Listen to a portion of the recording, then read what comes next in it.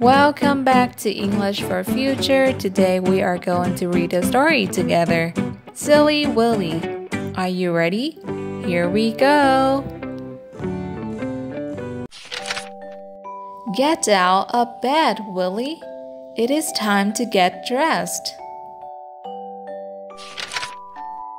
I can do it. My pants go on my head. No, silly Willy. You look like a bunny. My hat goes on my nose. No, silly Willy, you look like a duck. My shoes go on my hands.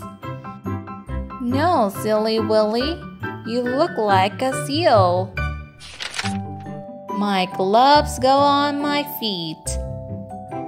No, silly Willy, you look like a frog. I am a bunny, a duck, a seal, and a frog. You are very silly, Willy. Your pants do not go on your head. Your pants go on your legs. Your hat does not go on your nose. Your hat goes on your head. Your shoes do not go on your hands. Your shoes go on your feet.